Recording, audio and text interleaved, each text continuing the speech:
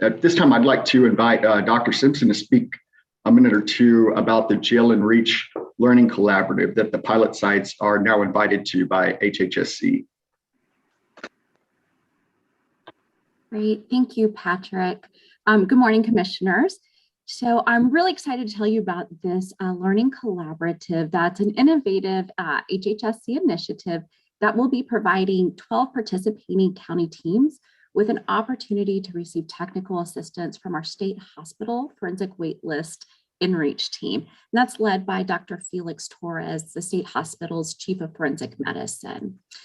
Teams will include representation or do include representation from courts, jail administration, and local mental health authorities, and they're geographically spread across the state. And so we're really excited to partner with the Judicial Commission and have the Community Diversion Coordinator pilot sites join the Learning Collaborative. So as part of the Learning Collaborative, teams are participating in a 4-week training program starting in September, and they'll receive in-depth training on monitoring individuals in the local jail who have been placed on the Forensic Clearinghouse waitlist, processes for requesting consultation regarding complex cases, court-ordered medications, and competency reevaluations if necessary, and then monitoring individuals who have returned to jail after being discharged from a state hospital. We actually have our kickoff meeting today, and we'll have all 3 pilot sites joining 9 other county teams. And then starting in October and over the course of the next year, the teams that are participating will do monthly technical assistance calls with Learning Collaborative members and HHSC. We really want to facilitate peer-to-peer connections and learning. And then they'll also be able to receive one-on-one technical assistance upon request. We're also going to be conducting a process evaluation and utilizing a data collection strategy to ensure that we capture what works, lessons learned, and how we may be able to replicate this and scale it. To close, I'm going to say we're incredibly excited to see what progress we can make with this initiative in reducing the number of individuals on the forensic waiting list. And I think this just dovetails very nicely with the goals of the Community Diversion Coordinator pilot site grant. So thank you very much. Thank you, Jeannie. I couldn't have said that better. So Christy, with that, that's all I have, unless there's some questions for me or Dr. Simpson. Thank you. Well, great. And I wanted to also say thank you that we've had several judges participating in calls for their thoughts. So we had a listening session with the ARC of Texas, and several commissioners stepped forward and donated their time to talk about what the needs of the judiciary are with individuals with intellectual and developmental disabilities. And then we have also had several commissioners volunteer to talk about the goals for the forensic state plan. And so I just want to let you know, we really appreciate that. We know that your time is very valuable, and all that work that you're doing is very helpful.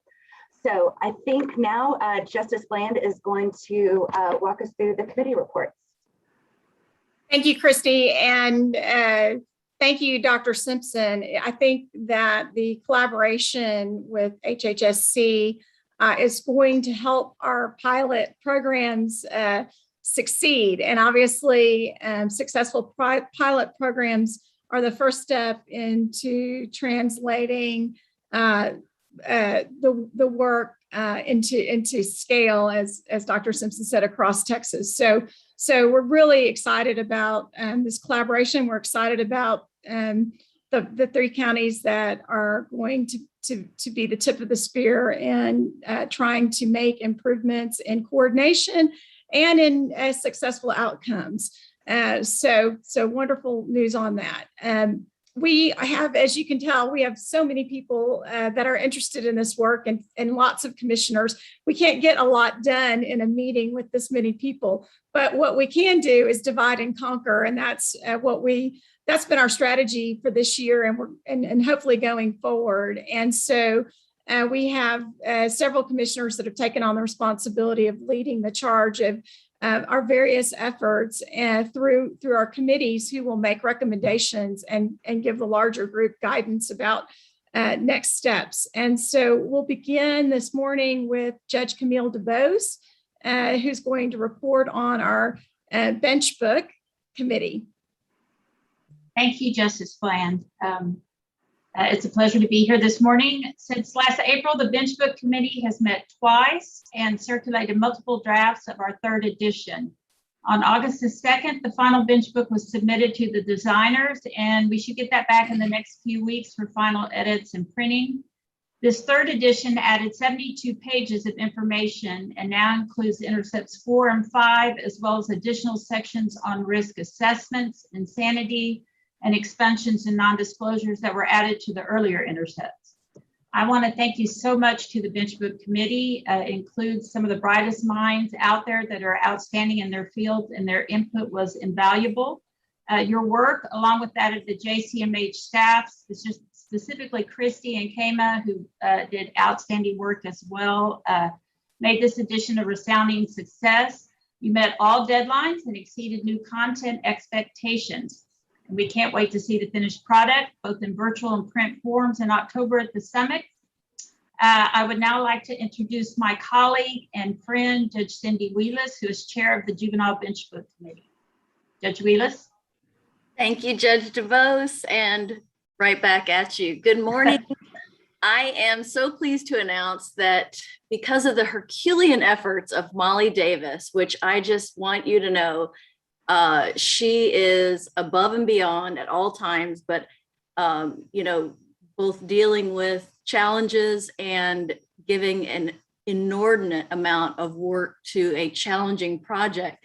We have been working hard on the second edition of the Juvenile Bench Book, available in both print and electronic formats by the summit in October. Like the first edition, the second edition identifies points at which children and youth can be diverted from the juvenile justice system and into community-based services. This edition includes a detailed section on lack of responsibility, sample motions and orders, and guidance on reducing disproportionality in the juvenile justice system. This book is essential for anyone who practices in juvenile court, and we have gotten overwhelmingly positive feedback from the first edition. Thank you. And now then, I'd like to introduce, who needs no introduction, my extraordinary colleague, Judge Brent Carr, who is chair of the Summit Curriculum Committee. Thank you, Judge Wheelis. Greetings from beautiful Fort Worth. We have a great committee for the curriculum for the summit. We have it's published. Here's our agenda. It's out there for everyone to see, and it's killer. It's got a lot of great topics on it. There certainly should be something compelling on here for everyone, and we're using a fair amount, and that's the great thing about this commission. We have such a talented members amongst our commissioners and collaborative council that for a lot of these things, we have in-house expertise, so we don't have to go looking too far. But the committee has done a great job. The staff has been superb in their support. We had a meeting in May. We're going to meet again in August. Coming up, as you're aware, the committee meeting or the summit dates are October 14th and 15th in Georgetown. The rooms were limited to 400. They're almost gone. There are a few left, but we have unlimited live stream. And I've got to say, recently we've been making the rounds of various other programs, and they're always looking for training resources, particularly in mental health. And and they are just awe-inspired when I tell them about this free training that they can access, put on by this commission. So as you make your rounds, please encourage. It may be too late for many of them to sign up for the hotel, but they would love to have these hours, and a lot of them need them for their professional development anyway. We have a lot of really good topics, a legislative update, which is critical since we just had a meeting of the legislature. We're going to have a Texas-specific competency restoration action plan. We're going to dive into the murky waters of civil law and AOT. We're going to discuss risk assessments so we can understand the good, the bad, and the ugly. We're going to look at some veterans initiatives, and then also, just as we featured lived experiences last time, we are also going to feature a few examples of programs that are certainly deeply involved in helping people with mental illnesses. So if you haven't registered, please do so, because we need a count, particularly if you're coming in person. We continue to monitor the COVID numbers to determine if and when a switch to completely virtual will be necessary. We certainly hope it isn't, because I'm kind of tired of sitting in my office all the time. I'm most of us, I think, are people persons, and I think we want to get out there and at least rub some elbows. We don't have to embrace or whatever, but we can at least rub some elbows or do something. So we're hoping to have a great event, meet each other. There'll be a networking event. So the JCMH is going to be hosting a networking event for all of the commissioners and collaborative counsel to meet each other in an informal setting. This will take place in the hotel, October 13th at 5:30 p.m. And now that is my report. And at this time, I'll flip it over to our good friend, chair of the Legislative Committee, Justice Bill Boyce. And Judge Carr, a couple of things. One is, one of Judge Carr's other projects has been to seek an amendment to the Code of Judicial Conduct that would better reflect the nature of the judicial supervision in mental health treatment courts, veterans courts, drug courts, all of our various courts across, specialty courts across Texas. And I'm pleased to say that through his efforts, and it was quite an effort, because you've got to, of course, get the Supreme Court Rules Advisory Committee to vet any change in the Code of Judicial Conduct. And eventually it gets to the court, and the court considers it and adopts it. And so, and both courts adopt changes to the judicial conduct, judicial rule, the Code of Judicial Conduct. So I'm pleased to say that the court approved those changes at the end of May. I'm going to attach a copy of the order in the chat. So for those of you who are judges working in this area, and I know very concerned about ex parte communication, this rule, this comment to the rule makes it clear that the role is different in specialty treatment courts, and will hopefully provide some backup for the work that you're doing. The second thing is our fabulous vice chair, as you all know, Justice Bill Boyce, only, the most emergent of things would keep him from being here today.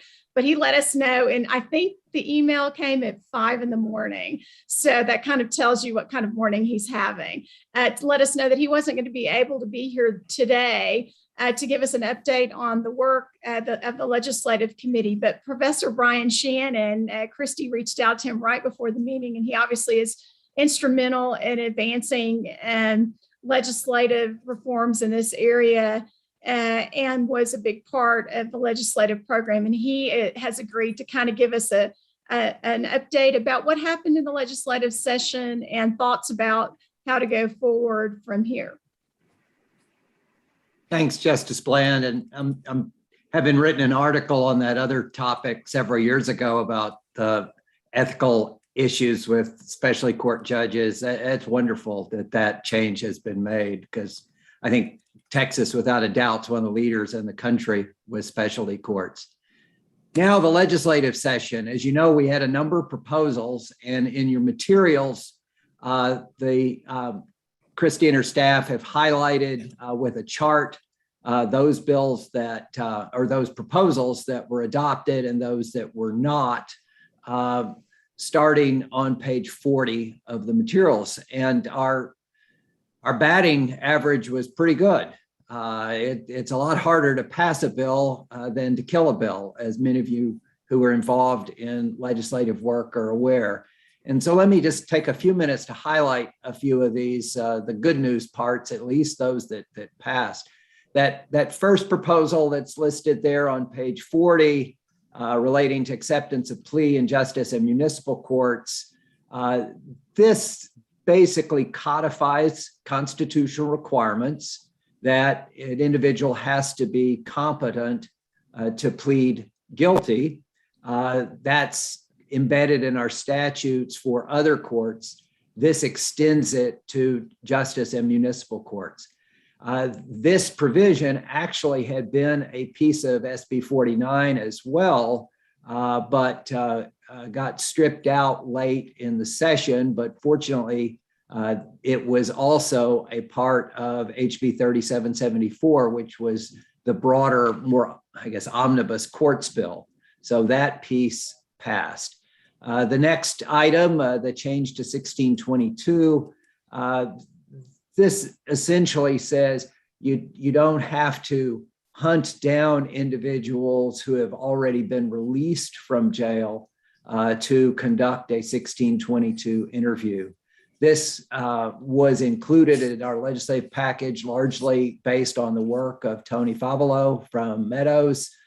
You may recall at a prior meeting, he gave a report about the sheer volume of individuals for whom 1622 interviews are necessary. And part of the process is to identify people who might be able to be released from jail while charges are pending and perhaps have a bond imposed. And if somebody's already been released, it seemed to not make a lot of sense to try and hunt those individuals down and have that process play out. So that was the reason for that change. Moving on, the next provision about the oath, and this provision basically takes, for example, persons with mental illness in various places will not be subject to some type of sanction for, in effect, violating an oath with respect to personal bond for failure to appear, particularly if they have mental illness and may not necessarily understand at the time that oath is made its consequences. The time periods for competency orders was the next provision that basically creates uniformity.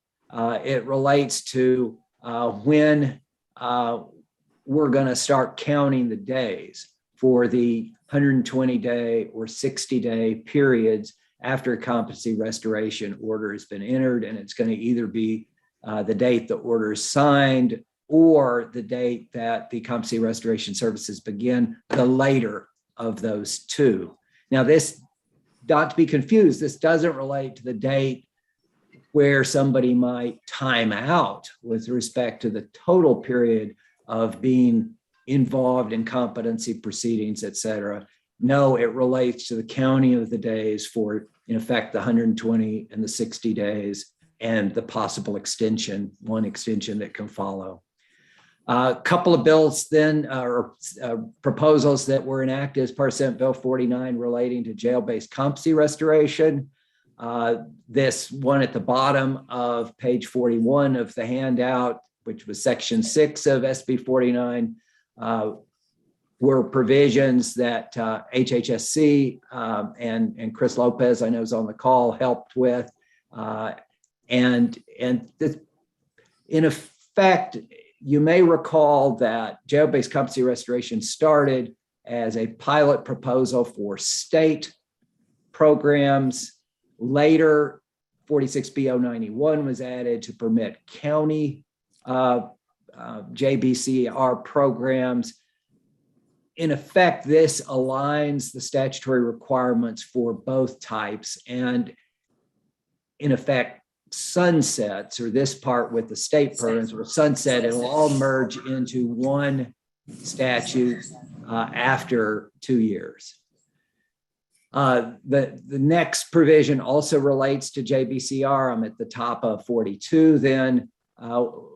Once the jail-based competency restorations started to be authorized and get ramped up in the counties that have them, the original provision in 46B091 capped the number of days in which jail-based competency restoration can be provided to 60 days. But you might have somebody on a felony, for example, who the initial competency period that's authorized is 120 days. Well, under 46B-091, at the end of those 60 days, that person needed to be transferred, still needs to be transferred if possible to an available inpatient forensic bed where those remaining days can continue. But we all know that, as Dr. Simpson's already alluded to, there are backlogs in waiting lists with state forensic beds. And so what would happen or could happen is that at the end of those 60 days, jail-based services can no longer be provided, but then you might have a long gap before the person could then be transferred to an inpatient forensic bed. And gains that might have been realized in those first 60 days could well be lost when the clock starts again, when the person ultimately is transferred to a forensic bed. So what this statute does, or the change does, is allow the person to continue to receive services at the JBCR if a bed is not available for that immediate transfer. And it's more detailed than that, but that's the upshot. There were also provisions in the bill relating to timing of docs evaluations of the individual. And then one that came about from Judge Cacciotti's recommendation is to give the court discretion to do a step down to outpatient competency restoration in an appropriate case. And that had not been present before. Speaking of step downs, then the next provision, and much credit to Beth Mitchell for carrying the heavy lifting of drafting this, adds 46B.1055 to the Code of Criminal Procedure. We already have the possibility of a step down from a maximum security forensic hospital to a different forensic hospital bed. This would permit, in an appropriate case, a proceeding to consider a further step down to outpatient services in the 46B context. And this is more at the back end. This isn't the original competency restoration, but instead relates to civil commitments under 46B for persons that end up under the 46B 102, 103 types of hearings. And if this is not something you do every day, I won't get into the complexities of that, but this allows another step down opportunity. The next section cleaned up and made parallel the expert qualification statutes between 46B and 46C, and basically removed a 5-year grandfathering type provision from 46C 102 that had already been removed from 46B's experts qualifications and just really serve no purpose any longer. And then the last provision that passed there at the bottom of that page that I want to highlight in particular, and a lot of credit to Nelson Jaron from Meadows, who assisted in the drafting of this provision. As you know, as part of the, or may know, as part of the Sandra Bland Act a couple of sessions ago, counties now have a responsibility to provide 24/7 access to healthcare and mental health care. Now that can be through in-person types of services or through telepsych. What this provision does is add to the requirements for our state's jails to also assure that appropriate and necessary prescribed medications are available and are provided to persons who are there in the jail. And the hope is, and we even styled this, as you see in the box over on the left, as psychiatric stabilization at the jail, with the goal being for a number of individuals, if they will adhere to medication, if the medication's made available, they may well stabilize, and we would not need to go further with competency type proceedings and might be able to resolve the criminal matter and even divert in non-violent types of settings. Several provisions then did not pass. The top one there on the next page was also a piece of Senate Bill 49 that got stripped out late in the session. There were objections from the Lieutenant Governor's office relating to authorizing good time credits for persons who are receiving outpatient competency restoration services. Those exist for the other kinds of competency restoration services, but did not for outpatient. And so we had recommended that, and it had pretty broad support, but given those objections late in the session, that was pulled off. It may be one we definitely want to revisit. A number of these other provisions that you see there on page 43 came from recommendations from the Senate Bill 362 task force that Judge Carr had chaired. And we didn't fare as well on those. And I think since the legislature asked the courts, and then the Supreme Court and Court of Criminal Appeals asked the JCMH to review various aspects relating to emergency detention and make legislative proposals, which we did, these may be things that we want to revisit as well. And then the last one I'll note is at the top of the page on page 44 of the handout. This came from Judge Ryan Turner's subcommittee of the Legislative Committee. This basically, as you know, or many of you know, 46B does not extend to persons who do not have charges pending that would result in jail or prison time. But our municipal and justice courts, without doubt, do encounter individuals who may well not be competent. Yet the 46B process doesn't apply to those individuals. What this provision would have done would, in effect, give a mechanism like already exists in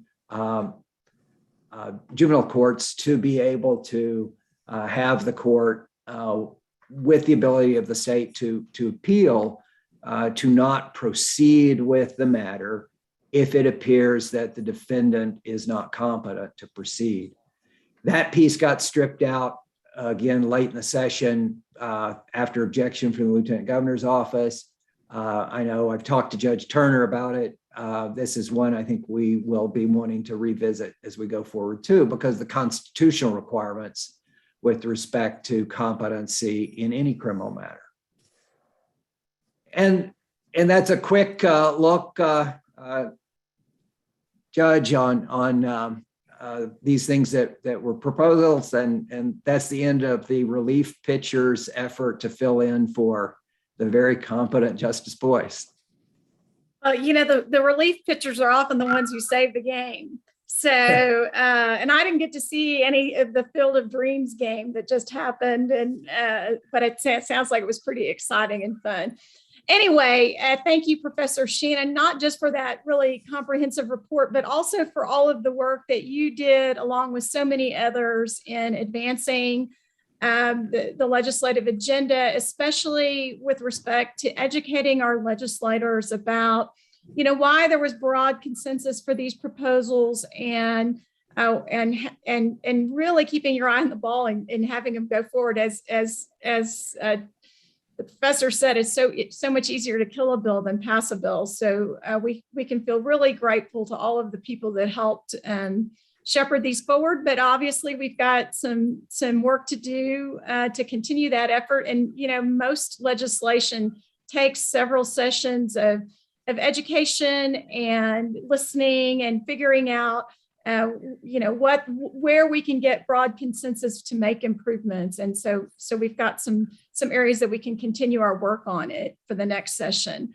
And before we leave this topic, David Slayton, I think, has joined us, and David was also instrumental, as he always is, in working with the legislature on everything that comes through the Judicial Council and is put in bills in the Senate and the House. And following that, I think many of you know that we testified in support, not in support, excuse me, correct that, not in support, just an education resource for some, and at a committee hearing that was at 8 a.m. And David had been at another committee hearing until about 5 a.m. So he had gone all day and all night and went back and, I think cleaned up a little bit and came back an hour later for this committee hearing. And that is the kind of person that he is. And I wanted a chance for him to talk a little bit about a session, but mostly I wanted to get a chance for all of us to say thank you and goodbye, because maybe scalable is the word of the day that Dr. Simpson mentioned, but David has taken on a new role at the National Center for State Courts, where many of the innovations that he has shepherded through the Texas state courts are going to be launched nationally, and he's going to assist all the other state courts in innovating and in sharing Texas's great innovations. And it's not surprising that the National Center for State Courts stole him from us, because I think many of you know David, have worked with David in various capacities, and understand what kind of passion and intellect and talent and drive he has to seeing, to always answering the question, what is in the best interest of the state courts and the citizens who are engaging with us. And JCMH was no exception. He never missed an executive committee meeting and helped us so much. So I'd just like to let him say a few words as we're almost approaching his last days. And also to let you know that we're looking for another David. We won't be able to find one just like David, but hopefully we'll find someone that can carry on his work and his mission so that it can continue. Thank you, Justice Bland. And I'm glad for the pitch for the replacement, because I think we're all looking for that. So that job is posted. Please, if you know someone that you think would be good, please send them to the OCA website to apply. I'm glad that Professor Shannon gave the update. I was wondering whether I was going to do that, and there's no one better than Professor Shannon to talk about the changes. The one thing I would just say, maybe sort of to wrap that up, and Justice Bland mentioned this very clearly, is that about 18% of bills that are filed pass. It is much easier, as Justice Bland said, to kill a bill than it is to pass a bill. So while you may be disappointed that some of the things that you recommended didn't become law, it is quite remarkable that the number that you did propose did become law. And I think it really points to the strength of JCMH. One of the reasons why a lot of us who thought this was a good idea thought it was because having such a multiple viewpoint commission who can really vet issues is strength. And so I would just encourage you all to keep doing that. As Justice Bland pointed out, so many things just require further education. The things that did not pass, I do think that there's not really a lot of resistance to those. I think there's a need for education.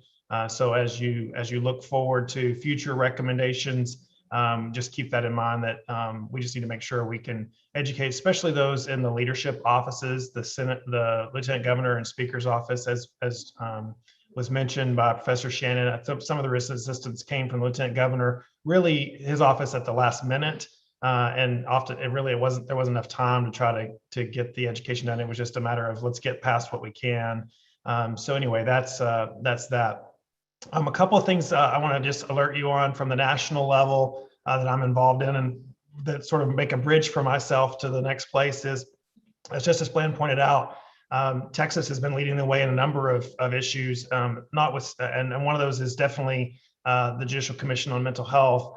No other state has a similar commission, and a lot of states are looking to Texas for that. We'll have the opportunity over the next couple of months to actually highlight that. One is that there is a national task force on mental health right now that involves a number of stakeholders from the judiciary and otherwise. We actually have a couple of Texas representatives on that national task force, and they're looking at what can be done.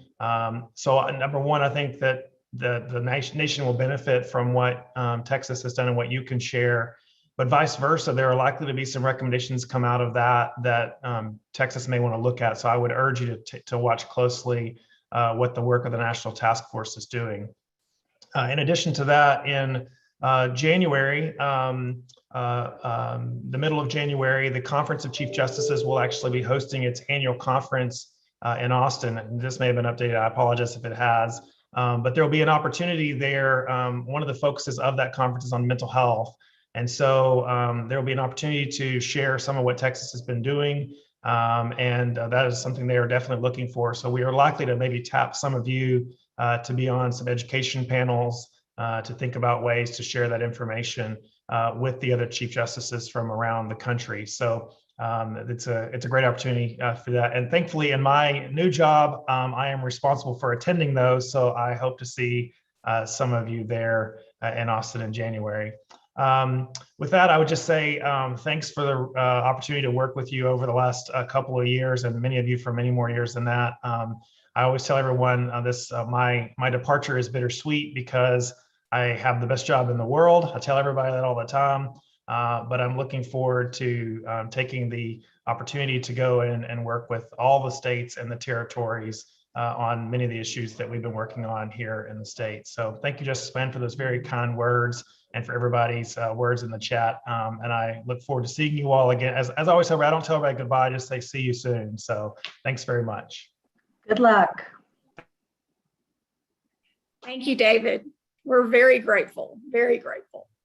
Okay, next is Judge Jan, who was a part of the Denton County training that just took place, but also is the head of our forms committee. And so maybe he'll talk just a minute or two about that. And at the end of our committee reports, we have a scheduled 10-minute break. So, and we're getting close. So just to let you all know. Thank you, Justice Boyce. Good morning. The Forms Committee was established back in December of 2019 as an offshoot of the Senate Bill 362 task force. We were tasked with examining common mental health forms with the goal of producing a set of standardized forms that could be used in any county throughout the state. We met regularly throughout 2020 by Zoom, continued working through the early part of 2021. We've worked our way through the forms related to emergency detention, orders of protective custody, court-ordered mental health, and IDD services, jail and magistration related to 1622, and competency, psychoactive medications, and intellectual and developmental disability proceedings. I believe our last meeting on that was yesterday with myself and the staff from the Judicial Commission for Mental Health. And I believe that we will be able to have that project finalized by the summit, which pretty excited about. Next thing is totally unrelated to this committee, but Judge Nelda Cassiati has been designated to be the first recipient of the Texas A&M School of Law's Alumni Legacy Award, which is one of their new premier awards, the Judge Joe Spurlock Award. And I wanted to throw that out there for her in front of this committee because a large part of that was her work with mental health in the Tarrant County Magistration's Office. But with that, I'd like to introduce Judge John Specia, the jurist in residence and the chair of the Long-Term Planning Committee. Judge Specia. Judge Jan, thank you very much. And also congratulations on the SIM training. COVID played havoc with getting that done. I'm really, really glad we finally got it done. And that interaction with the schools is such a critical interaction. The Long-Term Planning Committee met on July 20th to look at our strategic plan and look at where we are going to go in the future. A number of themes emerged from that meeting and discussions, and judges really want more support in creating specialty courts and more collaborations in creating specialty courts. They want to really work harder on diversion practices. They want to increase coordination of mental health training and being able to provide it in the smaller communities particularly, and want to work on overcoming duplication and making sure we get the services to the people that need them at the right time in the right place. I'm also jurist in residence, and I will be involved in the technical training that we're going to be rolling out in the future. We've had 2 JIR letters, and we're going to put out 2 more, one in February and one in May. Those JIR letters are informational, and they are on the website. And if you want to go back and look for something, it might well be there. Also, this month, I had the opportunity to participate in a unique training in Lubbock, along with Professor Shannon, on the intersection of mental health, the courts, and mediation. And I spoke, and Judge Shannon spoke, and it was a 2-day conference, and it's actually a follow-up of another conference, which is hopefully that will continue into the future. So thank you very, very much. Let me see here. The next person to speak, and I'd like to introduce my good friend, Dr. Connie Almeida, who is the chair of the Data Committee. Hi, Connie. Good morning. Thank you, Judge Specia.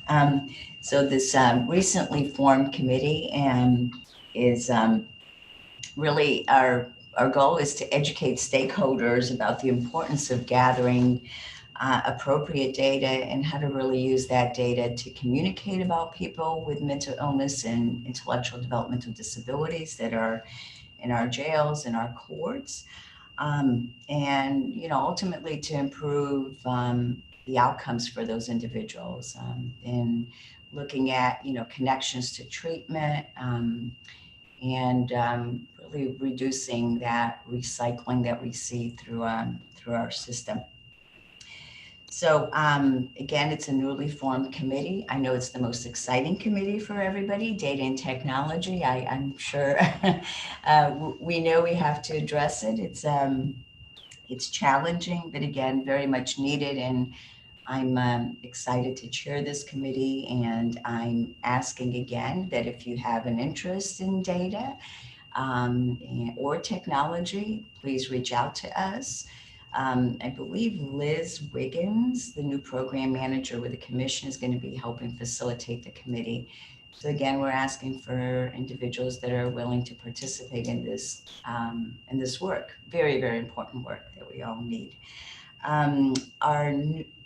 We have not met this year. Again, this is a newly formed committee. We have a meeting scheduled for September. I believe the date is September 9th. So again, please reach out to us and let us know if you'd like to participate. And with that, I'd like to turn it back over to Justice Bland. Thank you. And just to follow up, Dr. Fabello just recently, yesterday, sent a memo, and I think we sent it to you. And he has kind of been a one-person ambassador for both, finding our deficiencies, educating people on the importance of collecting data. And then also, I think he has suggestions for legislative changes that would be more helpful. And that's the kind of work we need, but he can't do it by himself. And so the idea behind the committee is to facilitate that work, continue that work, and make recommendations, perhaps to the legislative committee or others, about improvements and guidance. So it's always hard to be the inaugural subcommittee of anything or committee of anything. So thank you to all of you taking on that work. And with that, we're going to go ahead and take a 10-minute break, and we'll reconvene around 10:15, 10:17, something like that, and we'll pick up where we left off in the agenda.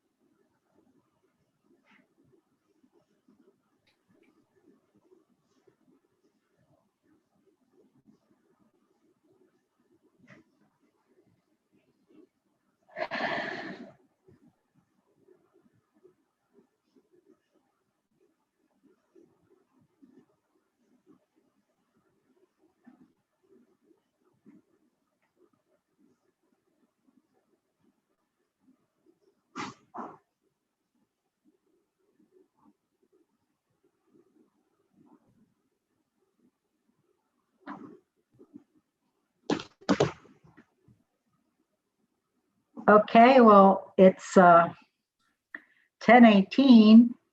I hope people have returned. Anyway, next we're going to hear announcements from our commissioners. And today we're doing something a little different than the typical introduction and update.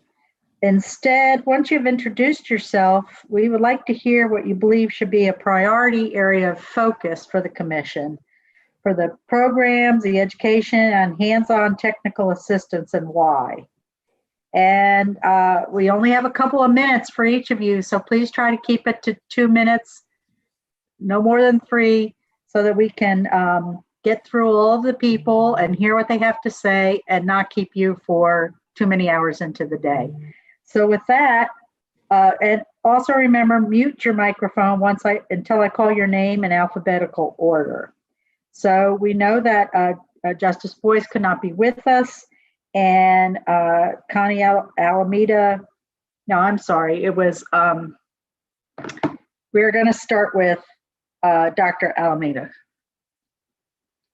I guess that's the advantage of having a last name that starts with an A. I get to go first. That's right. Thank you.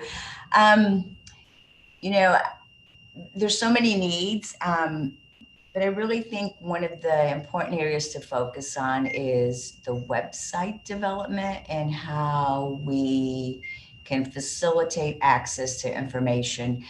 There's really, and we recognize that there's a lot of really good work going on in the state of Texas, but it's a big state, very diverse. And I really see that as a role of the commission to help pull that information together and to share that expertise. And so using technology, and again, using this structure, this unbelievable structure that's been created, I think it's a great opportunity to do that and very much needed. So the website development, portals, information, managing that information, supporting peer support, learning collaboratives, and then sharing, getting the data to share with each other about what we're doing and what we're doing successfully. Wait.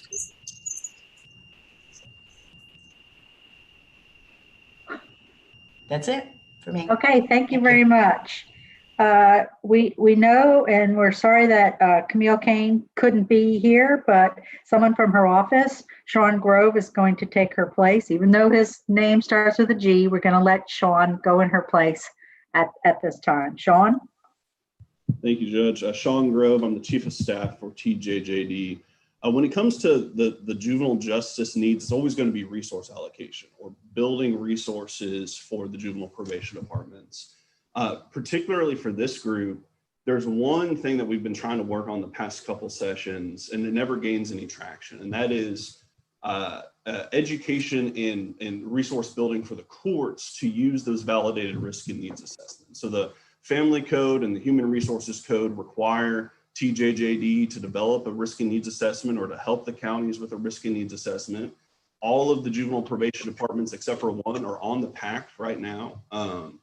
And there's a provision in the Family Code that says that the courts should look at the validated risk and needs assessment prior to a discussion. But being able to force that's not something an executive agency can do. And I think providing that ability within the Judicial Commission on Mental Health will have the ripple effects that we really would like to see. I mean, that would lead to identifying better alternatives to incarceration for the kids, right? Better alternatives for the kids that 10, 11, 12, 13-year-olds, being able to share better information for the mental health needs, identify childhood trauma at every stage of the youth, being part of, referral to the juvenile probation department, dispositions, commitments to TJJD, placement in a post-adjudication facility run by the counties. So really, I think the education and getting the word out of the risk and needs assessment, a lot of judges and a lot of courts that use that risk and needs assessment prior to disposition, but making that this uniform idea across the state that we've got it. Our standard in Title 37 code requires the counties to use the risk and needs assessment to assess the kid prior to disposition, to assess the kid every 6 months thereafter, but really getting the word out and the education for the courts and everybody part of the process that it's there. Let's use this as much as we can, more assessments for the kids so that we can place them based off their risk and needs in the right level of the system. That's the main thing for us, I think.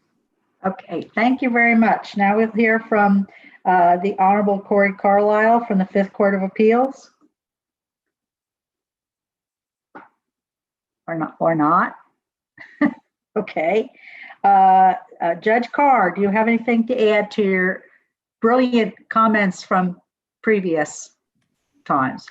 I don't know about brilliant, but so Christy, don't berate me in the chat box, but I mean, our conference is getting so big. At some point, I do think we need to consider moving into breakout sessions because we have such a large group of people. The downside is you can only stream. Well, you can stream more than one thing, but every time you duplicate, it's more expense and equipment and such.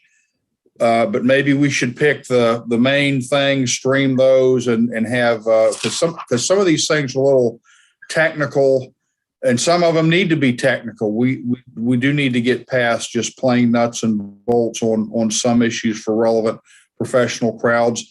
And then secondly, I would hope the commission, maybe in conjunction with the Sam Houston Resource Center or some other appropriate group, we need to start developing a traveling show that for jurisdictions that need some on-site technical assistance in developing a plan of developing a specialty program and implementing it that could basically offer their insights into the process they went through and help a local governmental entity, a county level, develop strategic plans for implementing specialty courts. And so those are my two thoughts. I'm also proud to say that at the Texas Association of Specialty Courts, my mental health team got basically Specialty Court of the Year, the Ruben Reyes Award, and we all miss Ruben. But we're very proud of that. And on a personal note, I just graduated my 1,000th person from the specialty courts that I run, and it happened to be a mental health person. So we didn't have balloons fall from the ceiling or anything, but that was a big moment for me, and I'm very proud of the work that my team has done. That's it. Thank you. Very good. We're proud of you. Anyway, next we will hear from the Honorable Francisco Dominguez from El Paso. Good morning, everyone. And just, I guess for the record, I was looking at the roster, I also have jurisdiction in two rural counties in Hudspeth and Culberson County, which poses a whole new level of challenges for me that I'm not going to take up today, but I have been working on, and I do at some point want to rely on the collective brain here to help me out with those issues, some of which include that we have a lot of people that are not from those rural counties, because one of the counties has a checkpoint. So it's people that are driving through and they get busted because they have drugs, usually self-medicating, and they're on their way somewhere else.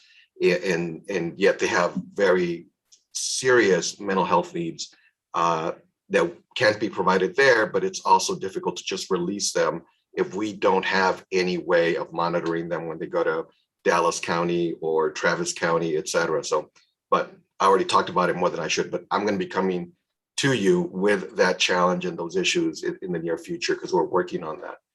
The one thing I guess I want to say is this. I feel like every one of you, we're such warriors at doing so much and working magic with very little, that sometimes I feel like we sort of give in or cave in to the notion that we're just not going to get the funding. And what I want to say is we need funding. Somebody said it earlier, we need funding for meds. We need funding for the people that do the job, usually underpaid. And I just think that always needs to be at the forefront of there's still such a dire need, and the need for funding, the need for meds is so serious.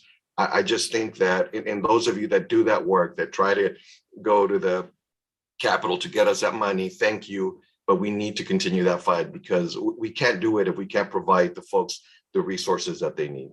So I know I'm preaching to the choir, but I wanted to remind us of that. Thank you all. Thank you. And now we're here from the Honorable Camille Dubois. Thank you, Judge Hervey. I just want to reiterate the need for technology in rural courts or in rural areas. I think if we can be innovative in the use of technology, we can provide services to persons who don't have transportation and who don't have easy access to getting to the services that they need. And so I'm really excited about our new technology committee and the data collection that they're going to do with regard to that. And I want to thank all of y'all again for echoing the judge before me, being warriors in this area. Thanks. Thank you. And now we'll hear from Dr. Melissa Eshelman from UT. Thanks, Judge Hervey. I too am going to echo technology development, as both Dr. Almeida and Judge DeVoe just said. I think that's where we need to get information out. There's such good work and good information. And I also wanted to add, I very much look forward to the summit and hope it is in person, but there certainly are some great options virtually for lots of people who cannot travel.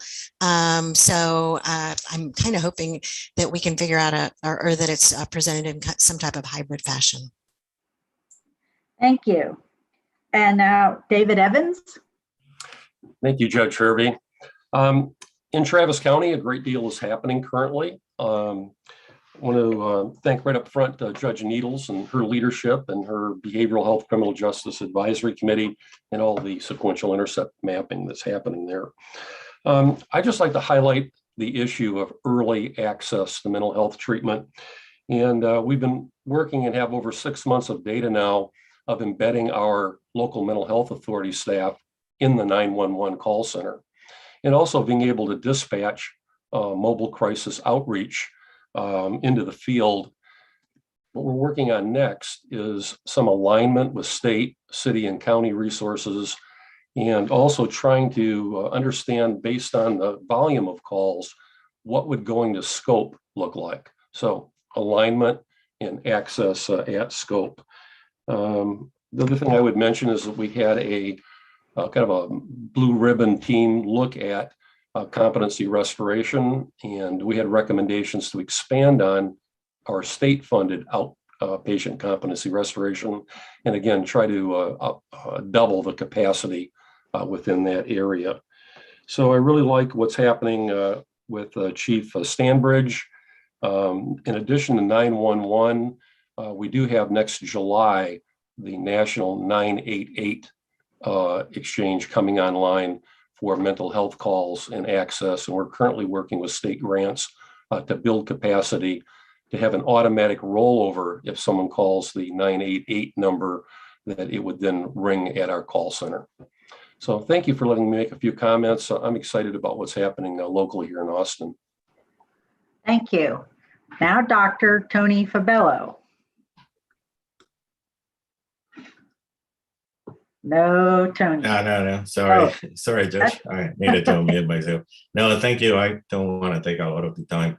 Just a side comment, because I have heard a lot of the people talking about risk assessment, just to make sure that everybody's aware that if and when the legislature passed the pretrial reform bill, it specifically says that risk assessment cannot be used for pretrial decision making.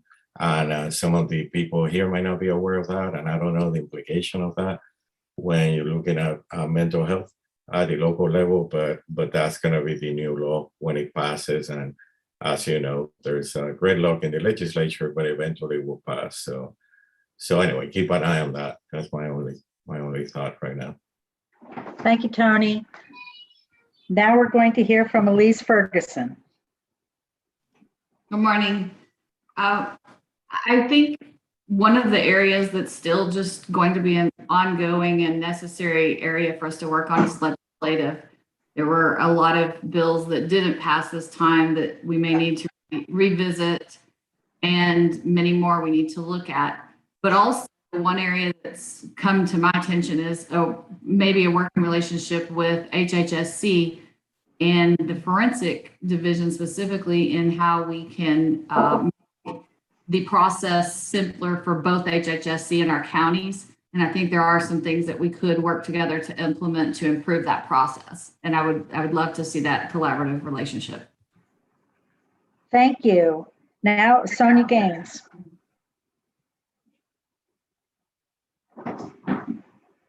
Sonia? Good morning. Thank you, Judge Kirby. I have a couple of things that I'd like to recommend.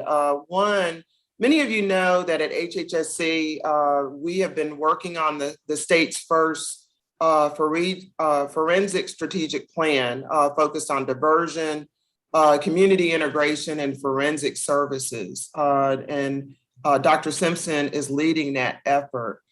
We have been conducting a number of listening sessions with stakeholders across the state. And one of the recurring themes that we're hearing is the need for training and technical assistance for behavioral health and criminal justice professionals. So we would highly recommend that JCMH focus on training and technical assistance at the intercept 3 through 5 for our combined efforts to cover all intercepts and support professionals across the state.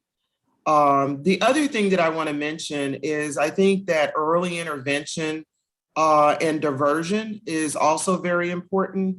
Some of you may have seen some of the recent press release where HHSC is receiving a little over $400 million in federal funds that will allow us to address some of the gaps related to COVID-19. And we're going to be able to use some of those dollars to put more forensic or diversion type services across the state, also focusing on housing services. We also will be able to expand our capacity, with various outpatient services.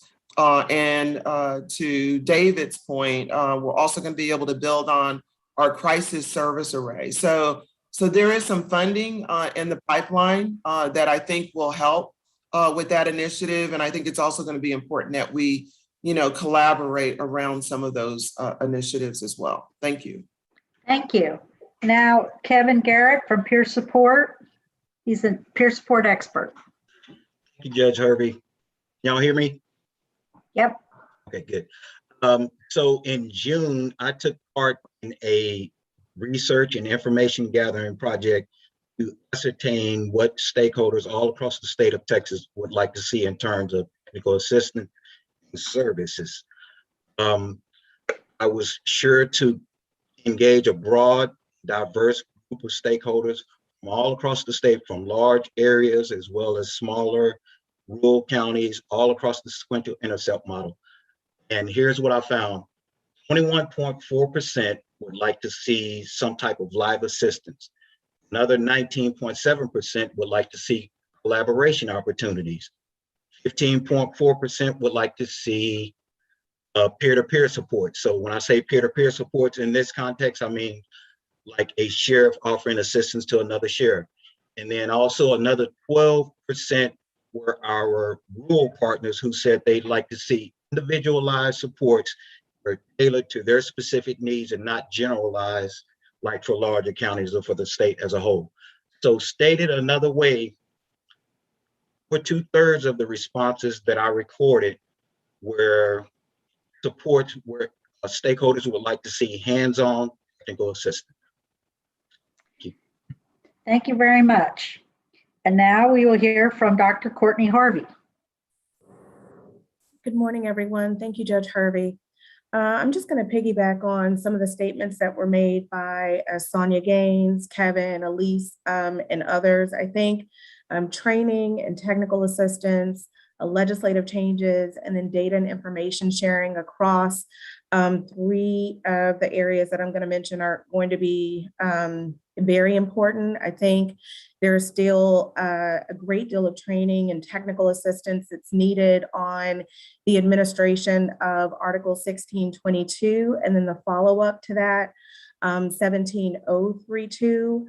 I also think there is a great deal of training and collaborations that are needed in the administration of Article 46B. Of course, that relates to incompetency to stand trial. So I think it's going to be important to continue to leverage the expertise of judges in rural and urban counties to highlight how these areas have been able to successfully implement these articles, particularly through their partnerships with behavioral health providers. So I think about things like, the standardization of forms or developing parameters around conditions of bond release, looking at things like appointing experts to conduct the competency evaluations. What do I look for when I receive a competency evaluation? So I think training and technical assistance continues to be a major area of need. Again, for me, it's across those three areas.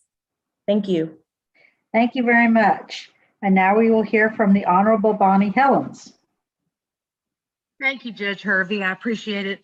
I'm the chair of the advisory council for the DFPS.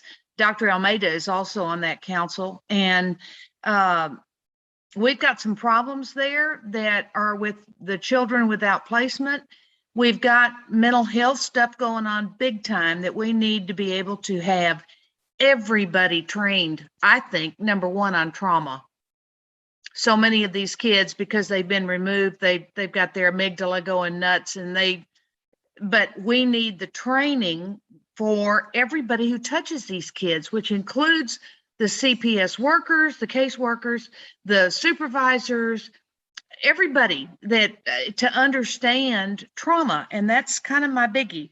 I'm also on the Harris Center for Mental Health and IDD, which is absolutely incredible with the work that they've done. Wayne, who's on the board as well of this group, is just Wayne Young is just absolutely unbelievable in the changes that he's been able to make and the additional reaching out with new ideas and the diversion center and all the other stuff he's been able to do to work with us in Harris County. But, and also there was new legislation that was passed requiring that at LIDEMs that are representing kids have to have now legislatively have to have training in trauma. Thank you. So there's some that's an opportunity that we may be able to help with in being able to get trauma-informed training to everybody that touches these kids. And starting with the courts, because so many times the judges don't have any training in mental health areas. And that becomes a very huge part of when they're hearing, it needs to be a flip somewhere that goes, whoa, we got a mental health problem here with trauma or whatever. And I can tell you from having sat on the bench for 20 years and heard DFPS cases, those kids are traumatized. Regardless of how horrible their parents were, they have been traumatized by being removed from their parents. And that's why they keep running away, wanting to go back, because they want to be with their original parents. Well, lots of times the parents haven't gotten healthy and clean and haven't gotten any mental health help themselves. So anyway, I just think that is essential for us to continue to remember that trauma is huge. Also working with sex trafficking. We have started now, because my husband helped out, we now have the NRG Stadium in Houston as an NTZ, no trafficking zone. It's the first stadium in the world to recognize trafficking. There also was recent legislation that was passed that declared that all of the school stadiums are now to become NTZs, and that'll touch all of us too. So understanding the sex trafficking and the trauma that is involved there is huge as well. So those would be the kind of areas that I would hope that we would be able to continue to educate on. I think that's it. Thank you. Thank you. And now we'll hear from the Honorable Yolanda Huff. Oh, good morning, everyone. I am Judge Yolanda Huff. I preside over County Court 12 in Bexar County. It is a criminal misdemeanor bench. And I also preside over the mental health court, especially treatment court. So a few of the things that we've been doing and that I've been doing since I took the bench. I'm a fairly new judge. I've been on the bench for going on 3 years now. I was sworn in January 1st of 2019. After the, I guess the 2019 conference, that was my first time attending that JCMH had. It's a great conference. I learned a lot. And when we got back to Bexar County, the team, we really got busy. And the thing that we really got busy with was the 1622 report. We formed a committee, and that committee has been meeting for, well, all through COVID. And we've just really been streamlining the whole process of the 1622 report. We brought everyone to the table, all stakeholders in Bexar County, from the DA's office, the sheriff's office, IT, the clerk's office, the county clerk's office. And from the moment that individual is arrested and that 1622 report is had, to the moment all the way to when it gets into the judge's meet and how it's delivered to the defense attorneys and the ADs. So this had been going on in Bexar County, but not many people knew I didn't know what these red envelopes, I didn't know that about these 1622 reports. But I tell you what, after I met with this conference, I really learned a lot. I really went back to Bexar County and educated myself. And we've come a long way. We're now to the point where we're getting ready to start having seminars come January to start educating defense attorneys and young ADAs and all stakeholders what these 1622 reports are really about.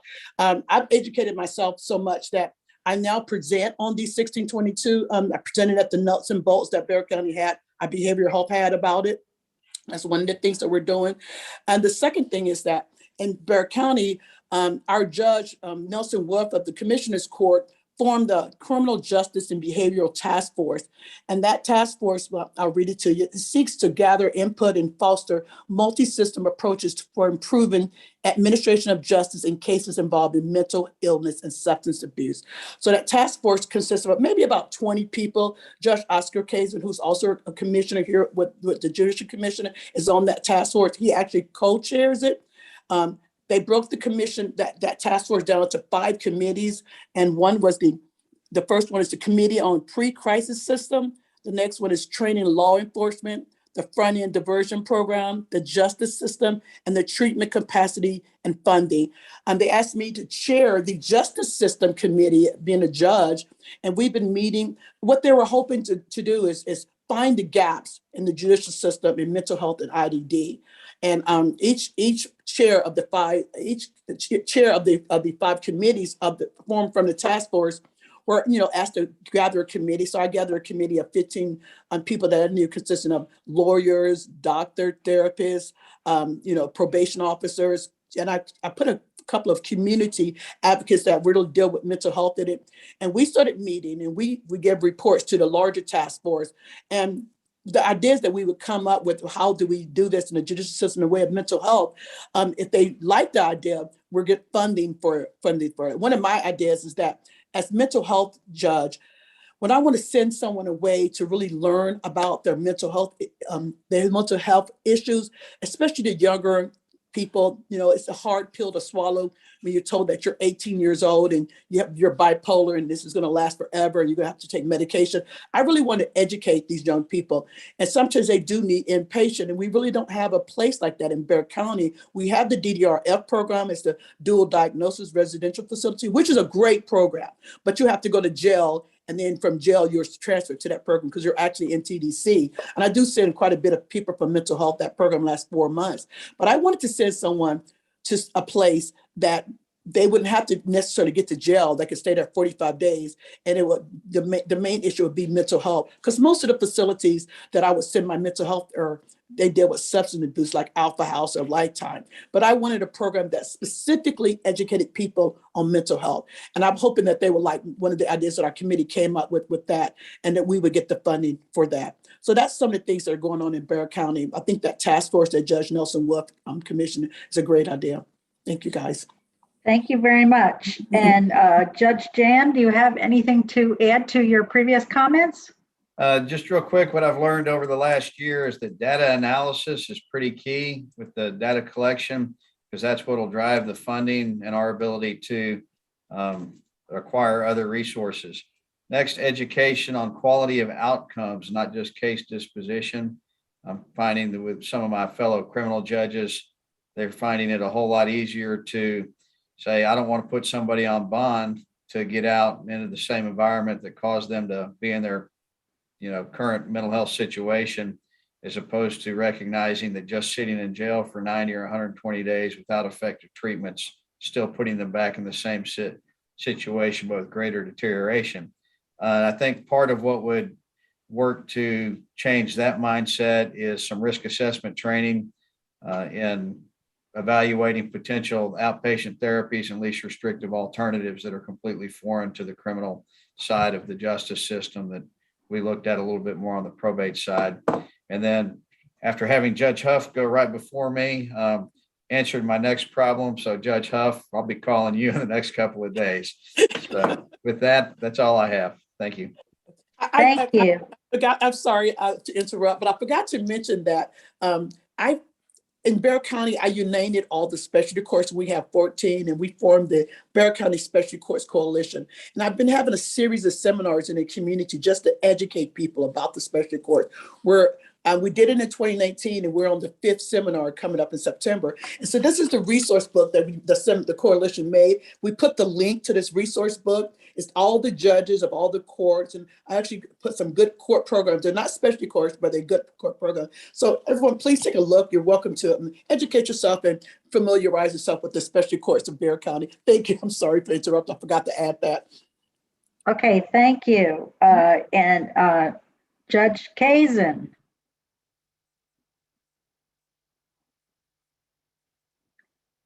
Maybe he thought, hey, Yolanda's covered it all. I don't know. Oscar, are you there? Okay. We'll hear from Dr. Keller in a little while. And Adrian Kennedy couldn't be with us. Is there someone from NAMI that wants to speak in her place? Okay. Judge, I think Dr. Keller was able to join a little bit earlier than we thought. Oh, okay. Dr. Keller, Yeah, if hi, you're Judge. there, please speak to us. Thank you, Judge Hervey. And I'm sorry I had to miss a little bit. It's great to be here. We really enjoyed the updates this morning. Couple of things real quick. One is there's this model, and I'll put a link in, that we've been helping several communities with. It started in Dallas, but they're called multidisciplinary response teams. And what they do is they take a paramedic, mental health professional, and a specially trained law enforcement person, non-uniformed, specialty response unit to respond to mental health calls.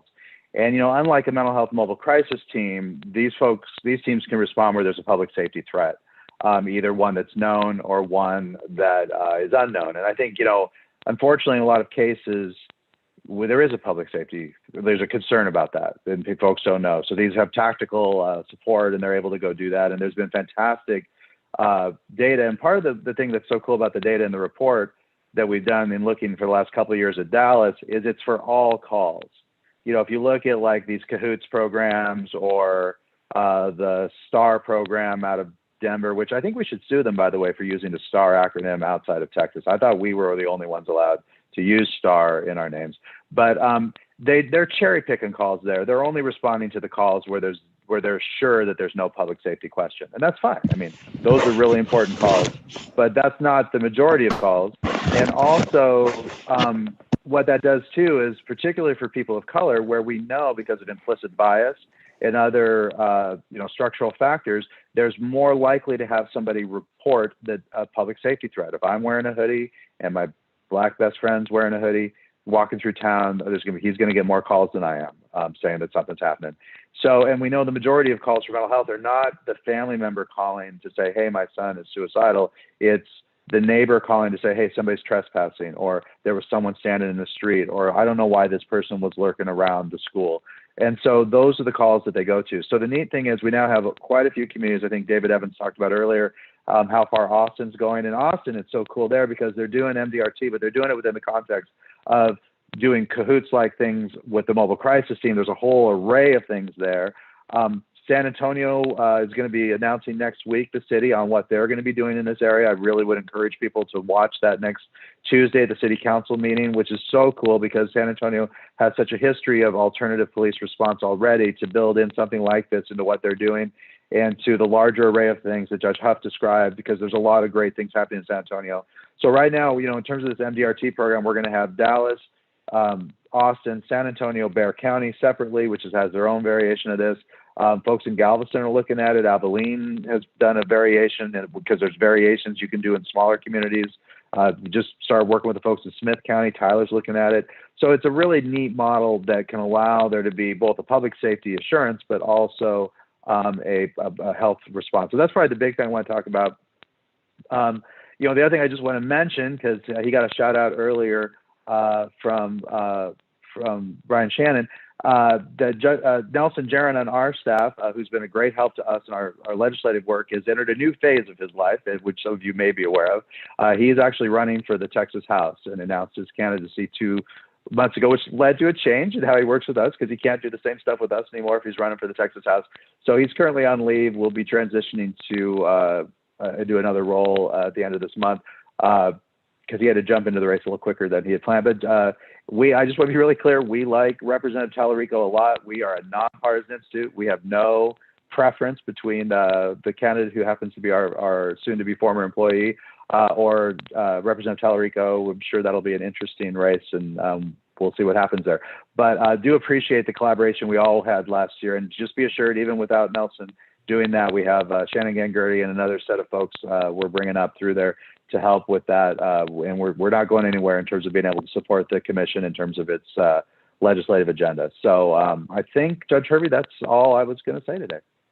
Well, thank you very much. And now we'll hear from the Honorable Sue Carita.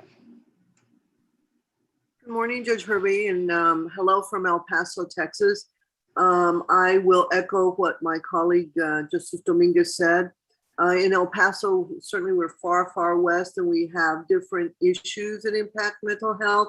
We have the immigration, all the immigrants that are coming in. We're a big military base, and then that has its own problems. And as a result, we have a lot of veterans that need mental health.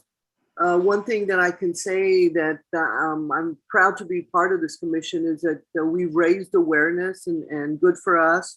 And we've done a lot of outreach, and we're providing more education for the different communities.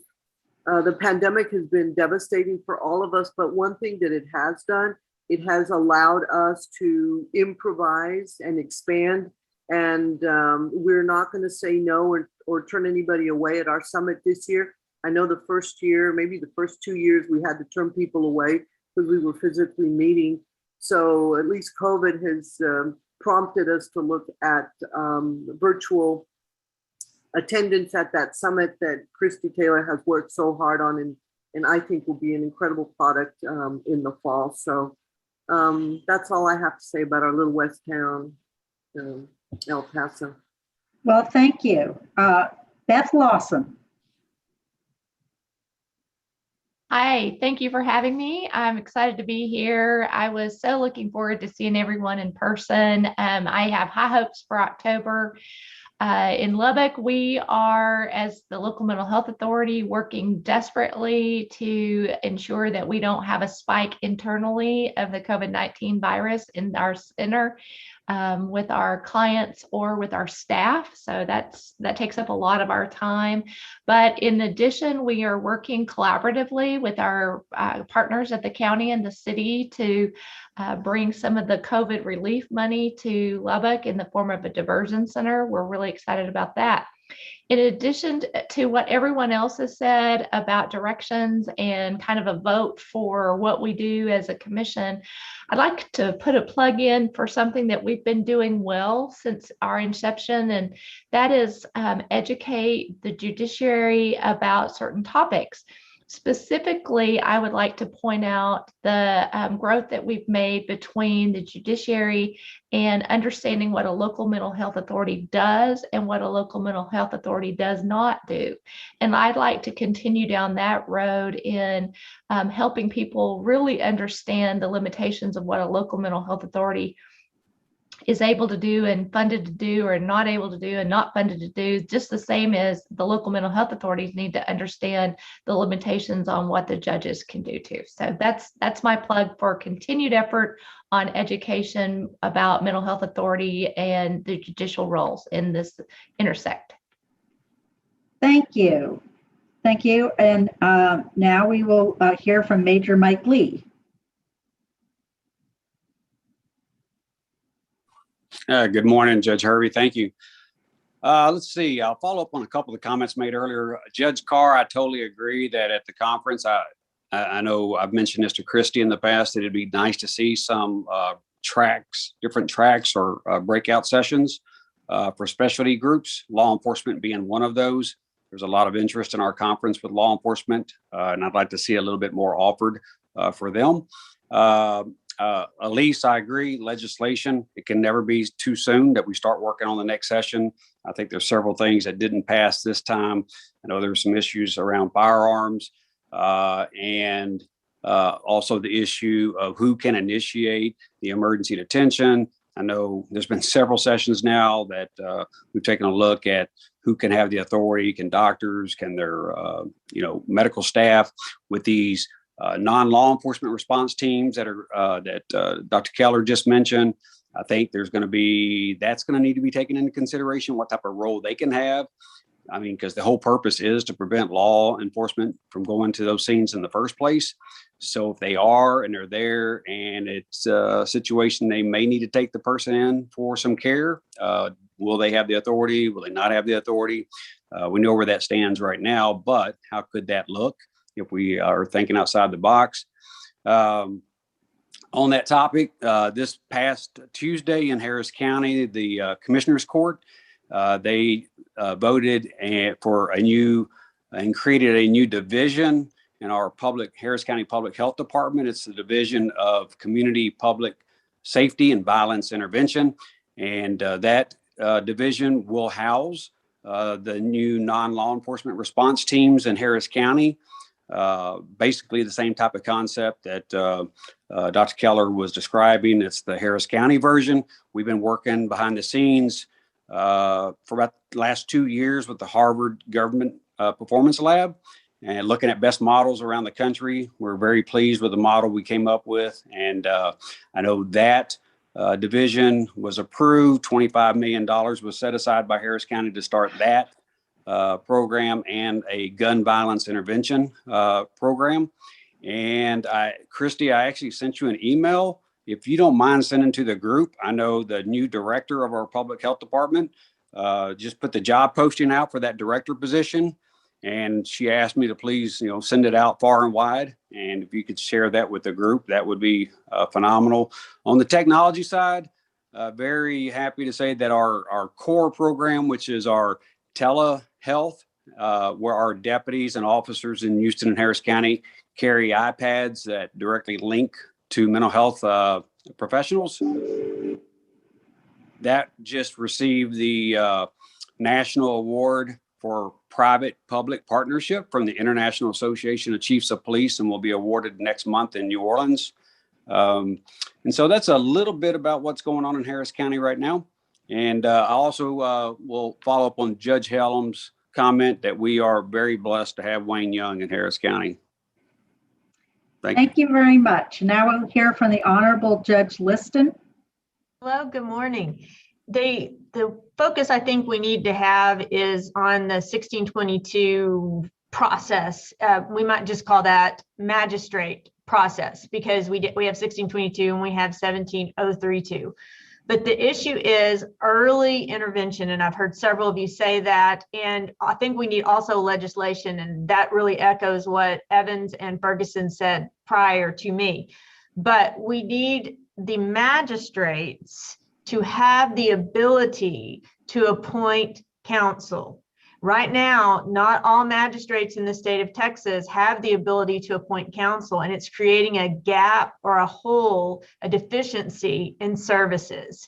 And I'm actually in a very unique situation in my city of Rowlett, because I'm in Dallas County, which is one of the most populous counties, and I'm in the smallest county of Texas, which is Rockwall County. So it's an interesting dynamic, and there are strengths and weaknesses of both counties. But I will tell you that I don't have, as a municipal judge, and I'm doing these magistrations under 1517 regularly every day, 6 of them this morning.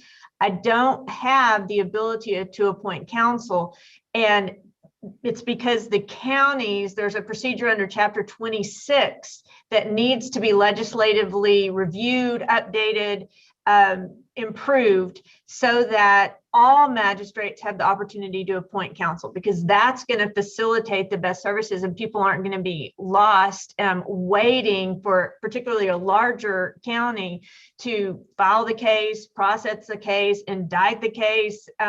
So there's a lag that we need to correct. The other thing that I want to emphasize is the need for abundant resources to be made available in that early stage, that magistrate stage.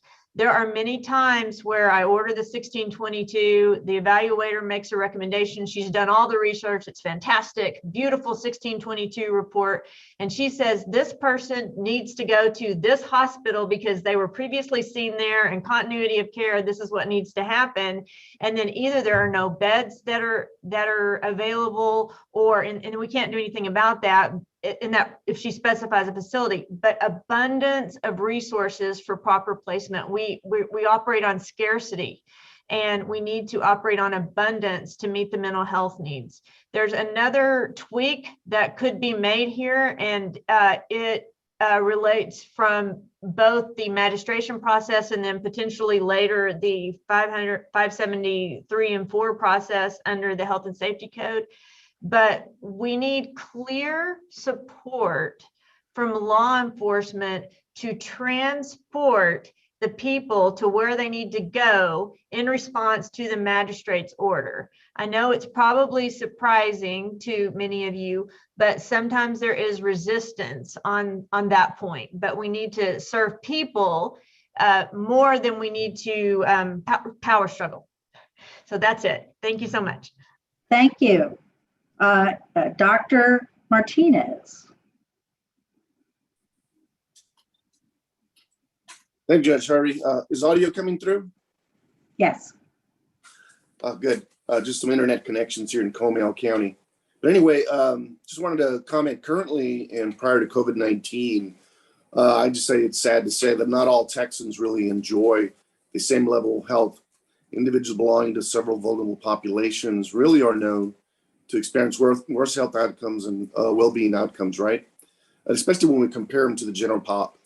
And given the current impact of the pandemic on all our communities, and I'm talking metro, urban, our rural communities, and the disproportionate impact of infection and death that it's had on our communities of color, especially our Black and Hispanic Latino communities, not to mention though also our congregate settings, and many of you know this, especially our jails and our prisons, I propose elevating bullet 6 under our collaborative from our current strategic plan as a priority area going forward. Bullet 6 states, examine the prevalence and impact of racial disparities for people with mental health needs, substance use disorders, and IED in the court systems. And I think also this would add and would partner well with bullet 5 under the same section of our current strategic plan, which states exploring potential partnerships to promote earlier wellness and education about mental health, substance use disorders, and IED in the court system. And this is especially given that the Texas Department of State Health Services will administer $45.2 million in CDC funds to authentically engage targeted communities disproportionately impacted by COVID-19 and build sustainable relationships in those targeted communities leading to improved health among vulnerable populations. So there's some really great opportunity here. This endeavor currently is under the purview of the former DISH's Office of Public Health Policy and Performance, which has now been renamed the Office of Health Equity, Policy and Performance. And I think most of you well know that the Hogg Foundation was very much wanting to stand up of the Office of Health Equity. So this is exciting that in fact, it's actually happening in DISH's. So this is an excellent opportunity, I believe, to address prevalence and impact, which additionally helps inform our work, the Commission's work on the sequential intercept model, especially intercept 0 and intercept 1. So in addition, though, I do want to just so many fantastic comments and suggestions coming from our colleagues here, but vote of support for David Evans in the comments and points on 988. And especially when you tie that into what Andy has been talking about in the programs, tying that to the 98 number, I think would be just a fabulous thing for us to consider. And I know the state is going to take a look at how to address that. Also support Sonia Gaines' comments and points on the forensic strategic plan. And of course, the use of the COVID dollars that she laid out. And Justice Hellam's comments on trauma, so important. Thank you, Justice Harden. Thank you. Now we'll hear from the Honorable Stacy Matthews.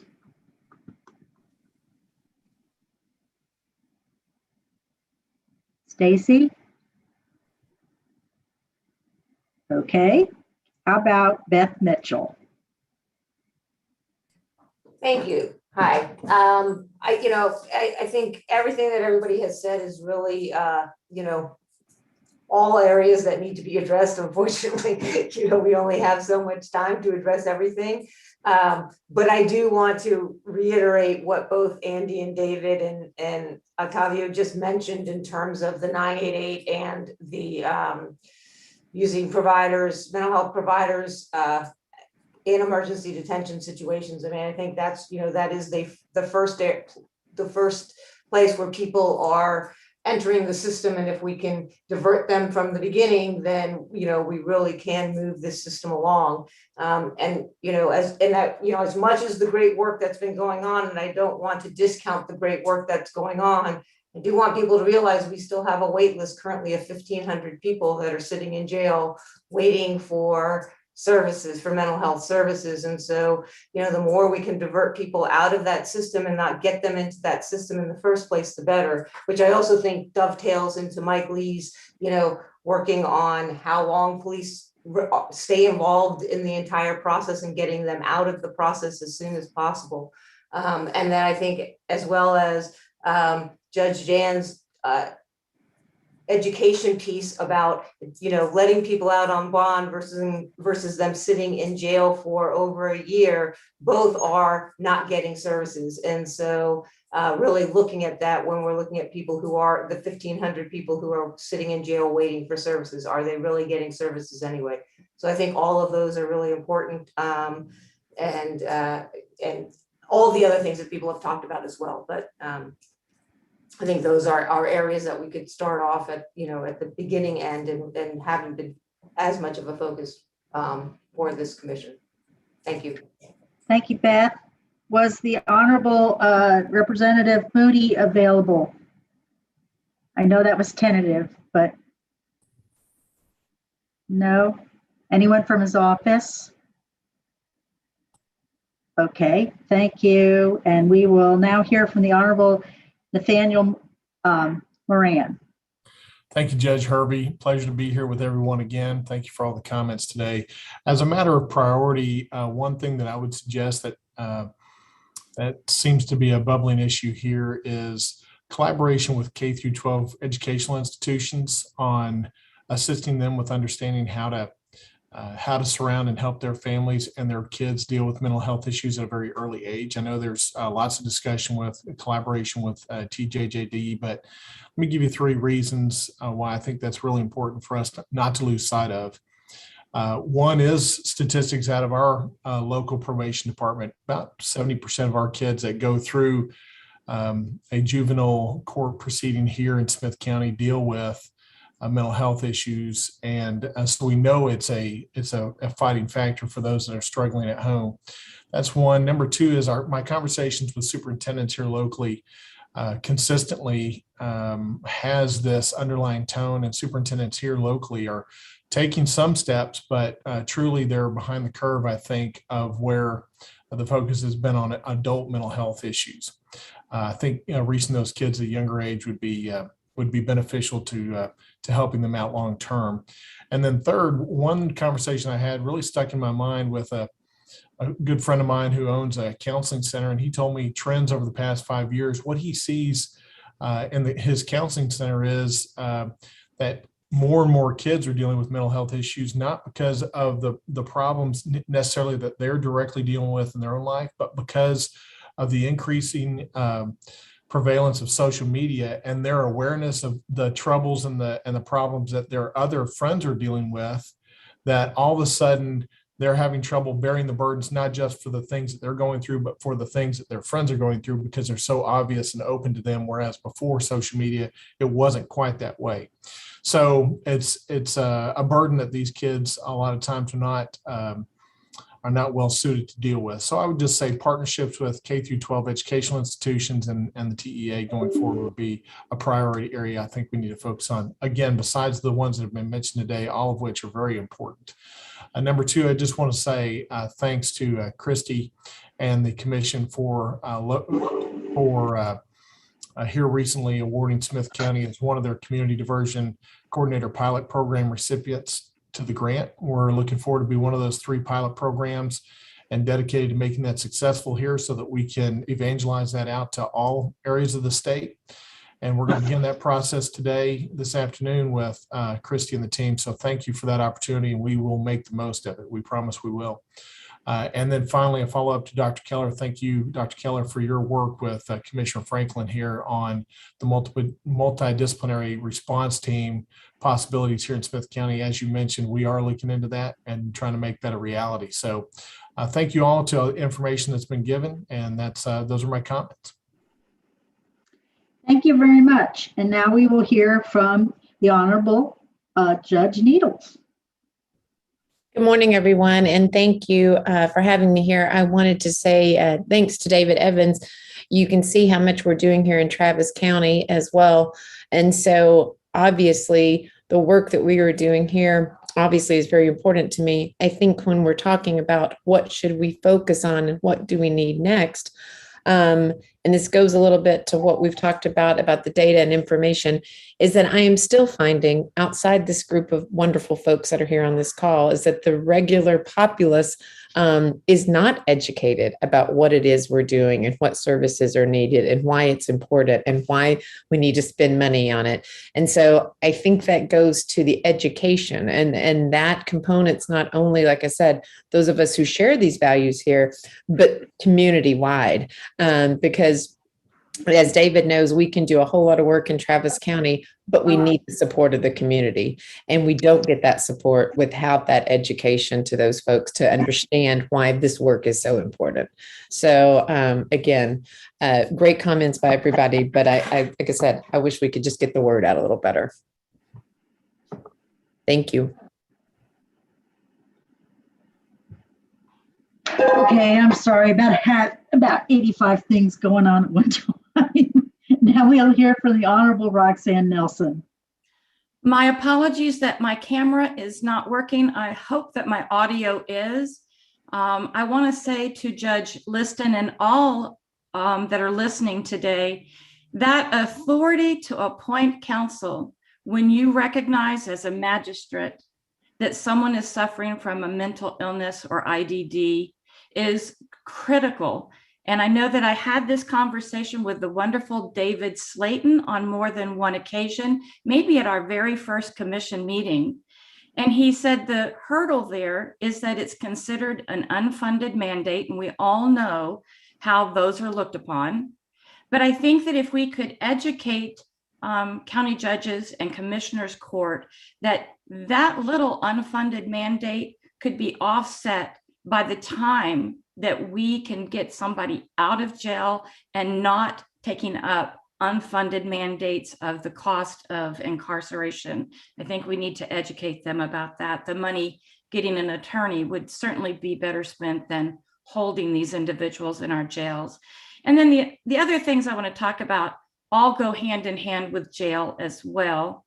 First of all, I'm a little concerned about the possibility of the bail reform bill that's currently being presented and the fact that it might take away some of the discretionary ability that we have as magistrates to make sure that these individuals are able to get personal bonds under 17.032. So I just want to make sure that we stay focused on that and make sure that we don't get hamstringed by that. And then the other two also go hand in hand. As long as we're focusing on jail-based competency restoration and psychiatric stabilization in our jails, we need to maybe take a look at regional programs for people who are incarcerated, meaning we can't have a county jail in 254 counties that are trying to take care of this when they don't have the abilities or the resources, and that maybe we could come up with 39 regional county jails that align with our LMHAs that would take on the housing and treatment of individuals, those 1,500 individuals that are awaiting a forensic bed throughout the county.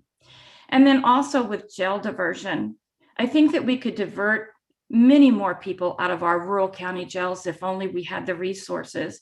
And so I'd like to see how we can increase access to those private psychiatric beds, emergency observation units, and or respite units. And so those are things I'd like to focus on when we can get together and meet and do those things. Thank you, everyone. I appreciate being on this commission again. Thank you very much. And now we will hear from Denise Onken.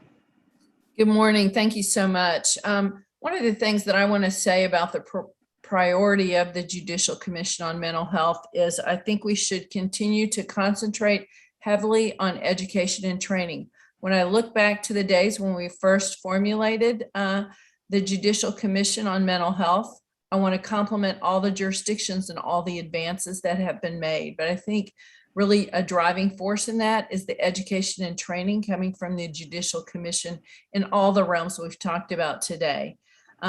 Just talking about a website and the data, talking about the legislative agenda items that we've had and the changes made, as well as the technology, just seeing the technology out there. I mean, who would have thought, just a few years ago, we'd be meeting virtually like this. So I think there's a ton of things to continue to be done in regard to education and training. I want to say that talking about early intervention, the pre-charge diversion program, for example, that we've used here in Harris County, 3 years in, we have about 4,000 individuals who've been diverted without any charges whatsoever, who've committed low-level nonviolent offenses. So I think that there are many, many things that can continue to be done, but I think the driving force is to continue to educate and train the individuals about all the different programs. The summit is great. I think breakout groups will be great. It's going to continue to get huge and large. There's so many diverse areas, from our local mental health authorities to our law enforcement to all of our various partners out there. I think it's super, super important. Thank you to my colleagues. Certainly in Harris County, we have a lot more to do, but we have done a tremendous amount. So Judge Hervey and Justice Bland, I think education and training is where the Judicial Commission really needs to continue to go. And thank you so much for driving that really, really hard. Thanks. Thank you. And now we'll hear from Lee Pearson. Good morning, everybody. I want to follow up, and I agree with a lot of what everyone else has said. I think the website, there's great potential there to keep expanding that. Someone mentioned earlier, working with HHSC on that. I think we could certainly partner with them to have training. When we were doing a focus group on competency issues just last week, I think it would be beneficial to have a bank of doctors statewide that do competency issues, maybe focus on telemedicine. And so those things are more readily available statewide. I know in Dallas County, we only have 4 or 5 doctors that will do competency evals because of, money issues or just logistical issues. I think those things would be good. Certainly we could use the website for more training, more education. I think those should be a huge focus. One thing that I haven't heard I don't think anyway, is I would love to see some pre-plea substance abuse treatment beds. We have a program in Dallas where we have several hundred people we've worked with that have felony charges anywhere from state jail all the way up to first degree. We will identify these cases either through assessments, the judges bringing them to our attention, or defense counsel referring them. My team takes these cases, we work with them, we put together a plan, depending on the individual and depending on the assessment we get, to meet that person where they are and get them treatment, get them housing, get them medications, that sort of thing. And if they're successful, we dismiss that charge. One of the areas that we have a lot of struggles with is getting substance abuse treatment. A lot of people have co-occurring disorders. So it would be nice to have a safety that you didn't have to put someone on probation to get them that level of treatment. And I know there are some things that, you know, in theory are out there, but in practicality, getting someone into inpatient treatment without them being on probation or something like that is next to impossible. I'd love to see us focus on some sort of statewide system to get this. I think it goes to what several of the commissioners have said. This is early access. This is getting us the resources early on to get folks out of the system and stop recidivism and get them the treatment they need. We've had a lot of luck with this. We're currently working on a recidivism study that hopefully we'll be able to present at some point either this year or next. Anecdotally, I know it's working because I don't see the people come back again. But I hope to have statistics to show this commission as well that show these pretrial diversions are working, but I think they could be a lot more successful with some pre-plea treatment. And that's all I've got. Thank you. Thank you. James Rasmussen. Good morning. Thank you, Judge. I want to, Wichita County is on the verge of opening a new jail, and I guess a priority focus that we will have in the very near future is jail-based competency restoration. And I would echo what Judge Nelson and Ms. Mitchell said. We have a big problem with people awaiting bed space.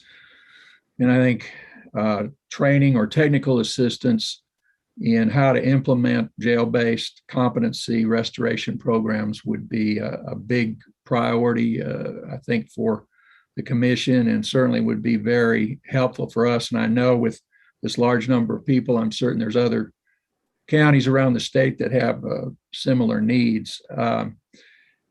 Secondly, I would say a lot of people have mentioned early intervention, and that would certainly be something that I think education and training would benefit. We have diversion programs, and I think having the assistance or education from others in the state would be certainly helpful to us. We will probably be reaching out to some of you who already are familiar with jail-based restoration programs, and certainly we will accept any unsolicited input that y'all might have on these programs and what to look for, because this is new but important for us to get it right and to help our clients out and get them before the court and get their cases resolved. And that's all I have. Thank you. Thank you very much. And now we'll hear from the Honorable Renee Rodriguez-Bentoncourt. Good morning, everyone.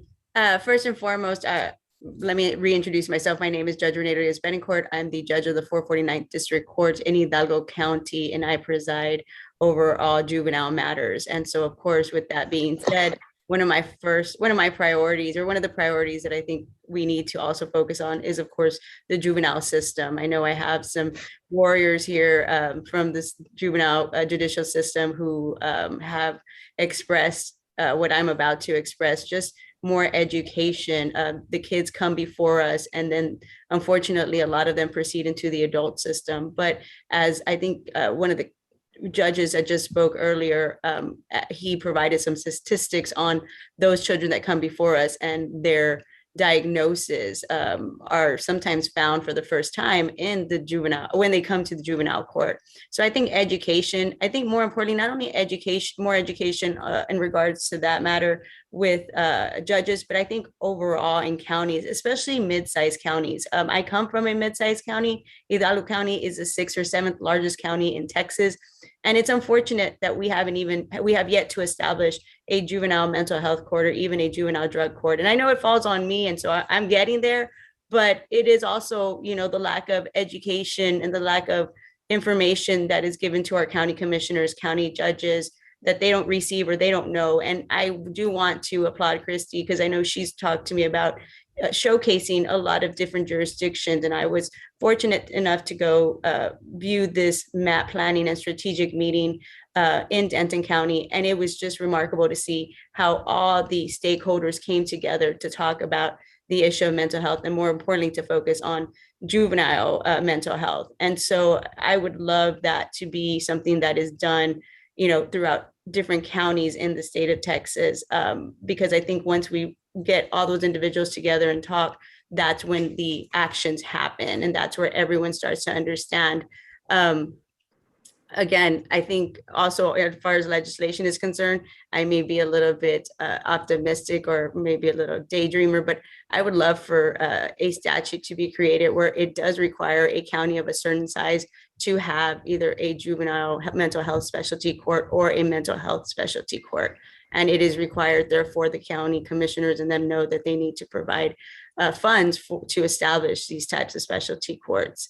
I think that is something that I would love to see happen, because it is imperative, especially in the state of Texas and across the country, due to, you know, what children are dealing with, and then as they go into adults, as they become adults. And again, thank you so much for this opportunity. And that's about it. I can't, you know, that's what happens when you start in the late, and you're the R. I'm usually B, so I'm usually first because of my betting court last name, but I think everyone has already touched on the other things I would love to see. Thank you very much. And now, Professor Shannon, do you have anything to add to your brilliant comments that we previously heard? Thanks, Judge Hervey. Just a couple of thoughts. As an educator, I certainly want to see us continue our focus on not just judicial education, but education for those who are in front of our judges, the defense attorneys and the prosecutors, and whatever we can do in that regard. And on policy issues, the legislative work, as many of you have noted, it needs to continue, and I won't repeat those comments, but let me build briefly on one of Beth Mitchell's comments, talking about the 1,500 people on the wait list. Over 200 of those are folks who only face misdemeanor charges. And I think we need to do a better job of looking at options, particularly where there's an opportunity to use the tools under what we added to 1622 C5 to be able to try to divert to outpatient services where the charges don't involve an act, attempt, or threat of serious bodily injury. Consider the possibility along the lines that Harris County has been looking at of dismissal and referral in appropriate cases. Because a lot of these misdemeanor cases, the person's going to time out anyway if they're caught up in the competency process. And we should focus on how we can best address this and try and at least help from that end of the wait list, particularly for persons who aren't necessarily a threat, and their criminal issues may well be a manifestation of their untreated mental illness issues. And thanks for the time, Judge. Thank you. Shelley Smith. Yes, thank you. Good morning. I've enjoyed hearing all the comments and recommendations. I think we've got a great group of people here. I want to first thank Kevin Garrett. I got to be interviewed by him this summer in the project he's working on. And so I learned a lot from just that interview with him. I want to say that I run a LMHA that covers 23 counties, and our largest county is 30,000 people. So the other 22 are less than that. And I think the work that goes on between the LMHA and law enforcement is absolutely key. Doing jail diversion, we've broadened that as we go along. I was really excited to hear about the funding issues and the funding resources that maybe come available from Sonia Gaines, because we really do need to expand on that jail diversion.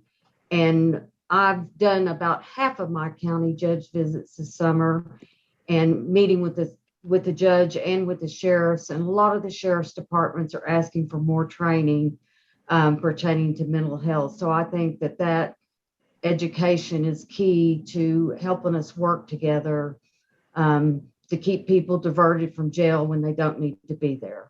So thank you, Judge Harvey. Thank you. Chief Standridge, excuse me. Yes, ma'am. Thank you. Holistically, I will say that we need better partnerships and technical assistance from JCMH and HHC to address such issues that impact law enforcement. And let me enumerate just a few.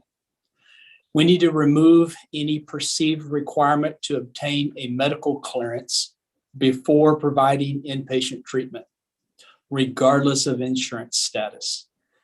For example, in 2018 alone, the estimated cost of ER utilization in rural areas in Texas was $216 million. Medical clearances are not lawfully required, but yet they're expected, especially if the patient does not have insurance. Secondly, we need to give Texas peace officers access to CARES.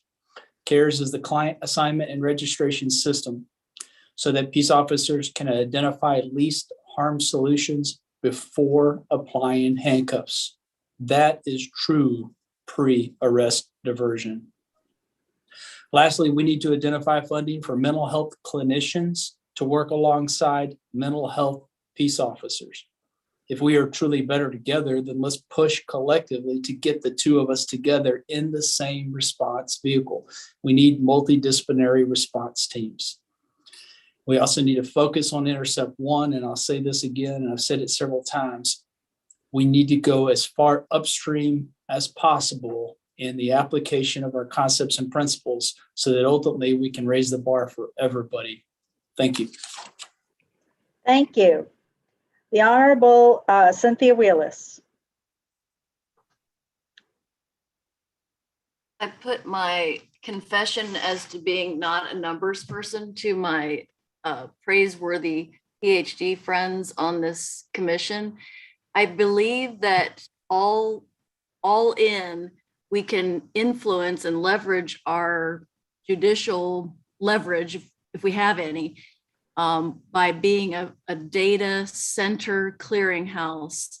And that way our local LMHAs and also our local managed assigned counsel for mental health can get the information about the wait list, can get the information about the doctors who are available in the area. And all of this is a time crunch, but also it will serve as our endorsement, if you will, of these many procedures, of our endorsement of these educational opportunities, of our endorsement of our efforts in this area to advance Texas and be really, I hope, a standard bearer for the rest of the nation.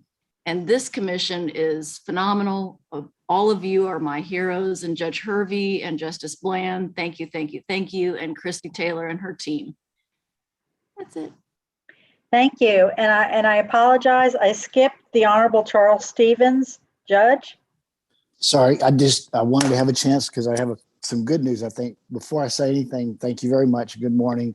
I want to emphasize what Professor Shannon's just said. I think that's critical, and what Chief Standridge says. Those are very critical issues, and what we have to see as things that need to be taken care of or dealt with.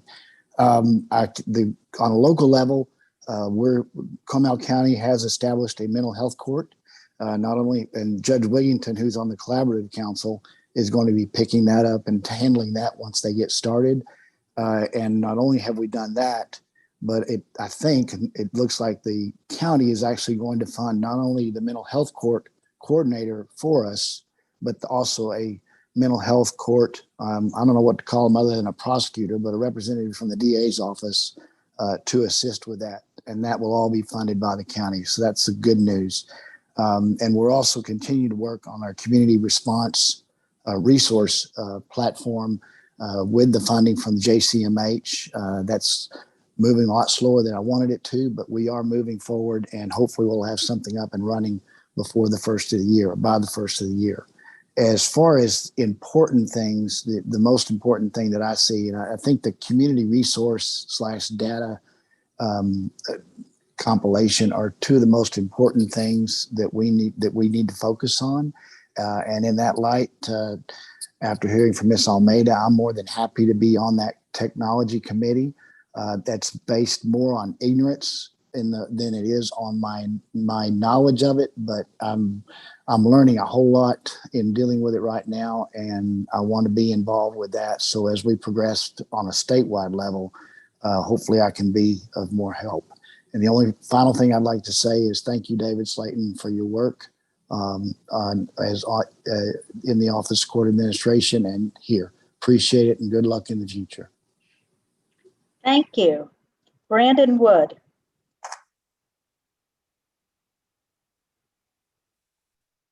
No? Brandon? Okay. Wayne Young. Good morning. I appreciate the opportunity to add a couple of thoughts. And that's the terrible thing about being young, is you do go last, and all the really good comments have already been made. I will say I'm excited about kind of the growing energy and focus on diversion and response options. I think we might want to challenge ourselves to think about how we strive to create a continuum of response and diversion options as opposed to discrete program components. We've been doing a co-responder model for 10 or 12 years here. We've added core. We've got now non-law enforcement response teams that we've been doing with HPD for the last few months. We've got 911 embedded crisis clinicians. So I think about how you can get the right response to the right place at the right time, as opposed to just this is our answer. I think it's complex and challenging, but I think we ought to see if we can strive for it. I think we've also seen what can happen when a lot of people really coalesce around something like the statewide strategic behavioral health plan that was there. We've seen lots of progress and focus on that. I would love to see this group think about how we might embrace the sequential intercept map and the priorities that came from that activity, and kind of lend our significant influence in some very focused directions in a way that's structured and organized. And then finally, I think my community, I'm fortunate to be a part of, and we have great people like Judge Helms and Mike and Denise as a part of it. We do as much around diversion and deflection as any community that I know of, but I think we've got, and I suspect that may mean others have, a huge opportunity to expand our focus on youth. And I think that's a challenge and should be a priority. I appreciate the opportunity for comments. Thank you. Is Sheriff Wilson on? No? Okay. Have I inadvertently skipped anybody? If so, I apologize. If not, Justice Bland, do you have anything to add to this great conversation? No, I mean, it just highlights how much we're missing out on not being together, where these conversations could go a little bit deeper and people could direct themselves to whomever they need to call on at the time. So I hope that we will all be there in person in October. In the meantime, celebrate with Judge Carr his 1,000th treatment graduate. That is, I know it's just a small drop in the bucket of the challenges that everyone here is facing and working with, but it reminds us if we do the next right thing, we can make a difference. So thank you all so much for giving up your Friday morning and a little more to this effort. And I'm really amazed at everyone in this group and all the things you're doing. And we hope to continue to support you in your efforts and see what we can do when we come together on these issues from lots of different perspectives. So enjoy the waning days of your summer break, and I hope to see all of you in October. I will echo those sentiments. I appreciate everybody's time and great energy and great ideas.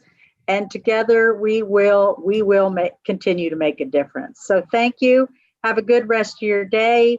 And Christy, do you have anything you want to add? Just that my name comes up, but you know who's doing the heavy lifting. Thank you to the staff, Molly Davis, Kama Harris, Michael Sipes, Patrick Passmore, and now Liz Wiggins is on board. So thank you so much. Thank you, everyone. Take Thank care. you. Be safe. Be safe.